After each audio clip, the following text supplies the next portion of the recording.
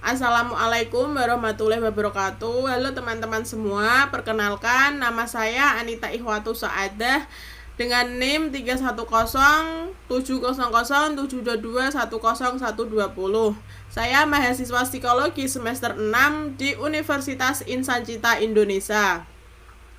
Dalam kesempatan ini, saya akan sedikit mempresentasikan tentang materi Minds Reading Machine atau yang disebut juga dengan mesin pembaca pikiran.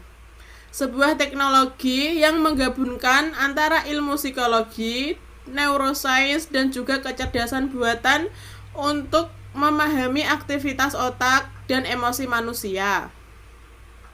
Semoga penjelasan dalam video ini dapat memberikan wawasan yang baru dan juga memberikan manfaat untuk kita semua. Nah, yang pertama ini kita akan membahas tentang definisi dan konteks Minds Reading Machine yang disebut juga dengan mesin pembaca pikiran. Minds Reading Machine merupakan suatu teknologi yang berupaya untuk menangkap dan menginterpretasikan aktivitas otak guna untuk memahami pikiran, emosi, dan niat individu. Teknologi ini memanfaatkan antara muka otak komputer yang disebut juga dengan BCI serta perangkat seperti EEG dan juga fMRI. Sebagai contoh, sebuah penelitian yang dilakukan di University of Texas pada tahun 2023 di mana berhasil menerjemahkan pikiran menjadi teks menggunakan fMRI. Meskipun teknologi ini tidak mampu membaca pikiran dengan sempurna, potensi yang dimilikinya sangat besar, terutama dalam bidang psikologi, di mana seperti dalam membantu pasien yang sedang mengalami kesulitan untuk berbicara. Tetapi terdapat juga beberapa tantangan yang harus dihadapi, termasuk akurasi, biaya, dan juga isu privasi yang berkaitan dengan pikiran.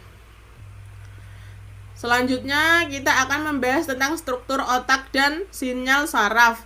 Kita di sini akan mempelajari berbagai otak, antara lain yaitu yang pertama, prefrontal cortex. Korteks prefrontal, hal ini berperan dalam fungsi kognitif, di mana dapat membantu merencanakan, berpikir jelas, dan membuat keputusan. Dapat mengendalikan kursor atau pemain melalui sinyal yang dihasilkan. Terus yang kedua, amigdala. Amigdala di sini mengatur perasaan dan emosi, aktif saat kecemasan atau rasa takut.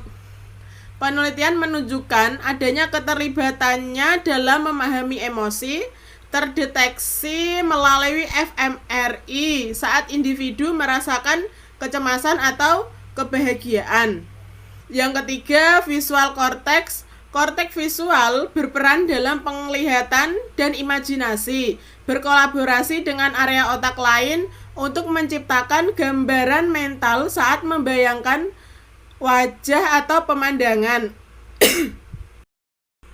Yang keempat yaitu motor korteks. Korteks motorik yang bertanggung jawab atas pengendalian gerakan tubuh saat seseorang mengetik, berjalan, memutar layar, atau memutar video. Bagian ini berkolaborasi dengan bagian otak lainnya untuk menghasilkan gerakan yang halus dan terkoordinasi. Aktivitas otak menghasilkan sinyal listrik dan aliran darah yang mencerminkan kondisi pikiran dan perasaan individu. Sinyal-sinyal ini dapat ditangkap oleh teknologi seperti EEG dan fMRI.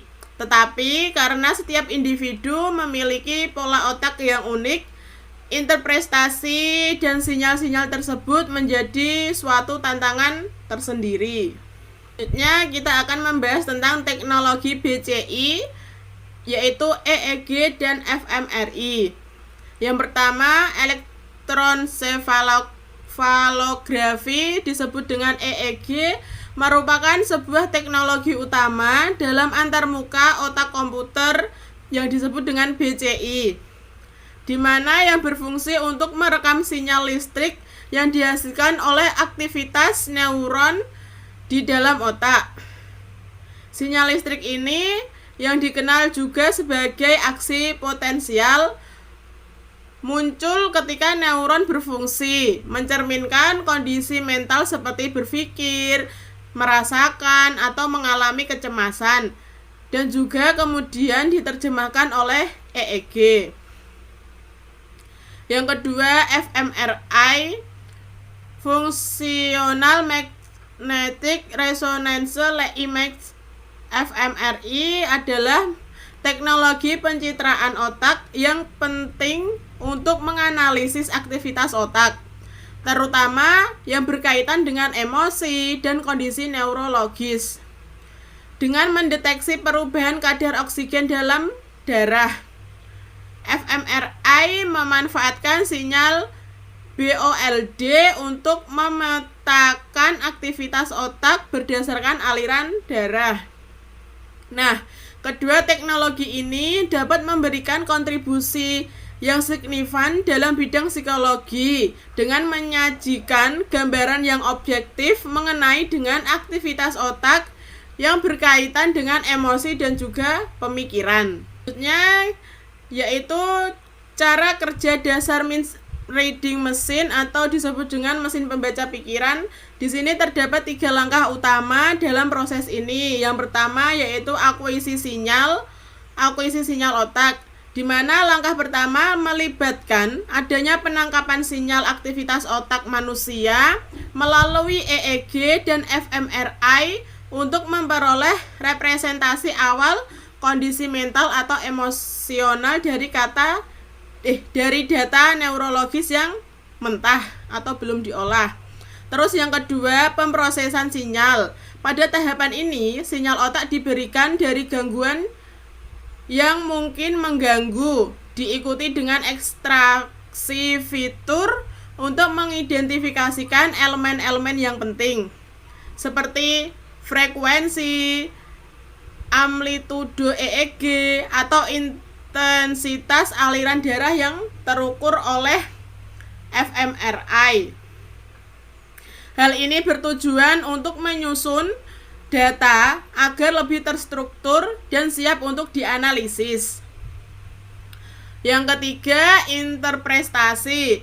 Proses ini menggunakan kecerdasan buatan untuk menganalisis data otak mengenai pola emosi seperti kecemasan atau ketenangan, dan menghasilkan grafik emosi atau representasi verbal, meningkatkan pemahaman psikologis yang objektif dan aplikatif. Nah, sebagai contoh, ketika seseorang sedang mengalami rasa grogi, gelombang otaknya dapat direkam menggunakan EEG dan ditampilkan secara real time untuk keperluan terapi. Selanjutnya, di sini akan membahas tentang peran AI dan machine learning. AI, terutama machine learning, sangatlah penting untuk menginterpretasikan sinyal otak dari EEG dan fMRI, mengubah sinyal tersebut menjadi makna psikologi yang dapat dipahami setelah pemrosesan. Yang pertama yaitu machine learning.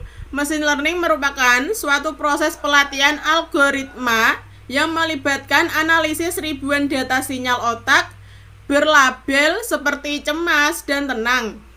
Algoritma mempelajari pola sinyal untuk klasifikasi, sehingga dapat mendeteksi kondisi psikologis berdasarkan aktivitas otak seperti membedakan kecemasan dan juga ketenangan.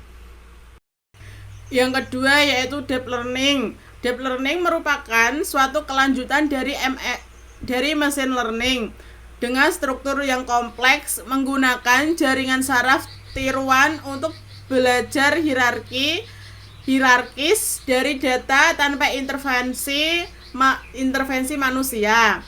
Teknologi ini lebih efektif dalam analisis data otak yang kompleks, seperti dari fMRI untuk detail aliran darah. Aplikasi dalam psikologi yaitu AI, ML, dan DL memiliki berbagai aplikasi yang sangat penting dalam terapi klinis dan juga penelitian psikologi. Adapun beberapa aplikasi yang dijelaskan dalam materi adalah sebagai berikut. Yang pertama yaitu neurofeedback untuk terapi kecemasan, yang kedua penelitian emosi PTSD, yang ketiga analisis suara batin untuk pasien non-verbal. Selanjutnya kita akan membahas tentang membaca emosi dengan teknologi. Emosi merupakan suatu respon otak terhadap situasi yang dialami individu, mencakup rasa grogi, kebahagiaan, dan juga kesedihan. Dalam psikologi, emosi melibatkan aspek subjektif, kognitif, fisiologis, dan juga perilaku. Mereka muncul dari aktivitas saraf di otak, terutama amigdala yang memproses rasa takut. Aktivitas ini dapat dideteksi dengan EEG dan juga fMRI. EEG merupakan gelombang listrik otak secara cepat, sensitif terhadap perubahan emosi, dan juga ideal untuk biofeedback serta terapi real time dengan respon secara langsung. Terus yang fMRI ini mendeteksi aliran darah yang meningkat saat area otak aktif. Hal ini menunjukkan adanya kebutuhan oksigen saat seseorang mengalami emosi dengan resolusi spasial yang lebih tinggi dibandingkan dengan EEG, meskipun memiliki waktu tangkap yang lebih lambat. Kombinasi keduanya juga bisa mengungkapkan suasana hati dan digunakan dalam yang pertama yaitu neurofeedback untuk stres dan ADHD, terus yang kedua penelitian trauma PTSD, yang ketiga deteksi emosi real time dalam terapi psikologi. Yang terakhir yaitu di sini mesin reading machine atau mesin pembaca pikiran merupakan sebuah teknologi yang menggunakan EEG dan fMRI untuk menganalisis sinyal otak, memahami pikiran dan emosi. Tahapan utama meliputi akuisisi sinyal, pemrosesan data, dan interpretasi oleh AI. Dengan mesin learning dan deep learning, teknologi ini mengenai pola otak seperti kecemasan. Aplikasinya lebih relevan dalam psikologi, termasuk terapi neurofeedback, penelitian PTSD, dan deteksi emosi real time. Menawarkan masa depan yang praktis, psikologi yang lebih adaptif. Oke, itu saja yang bisa saya sampaikan tentang means reading machine atau disebut dengan mesin pembaca pikiran. Semoga penjelasan tadi dapat mudah dipahami dan bermanfaat buat teman-teman semua. Terima kasih sudah menyimak video presentasi saya. Sekian dari saya. Assalamualaikum warahmatullahi wabarakatuh.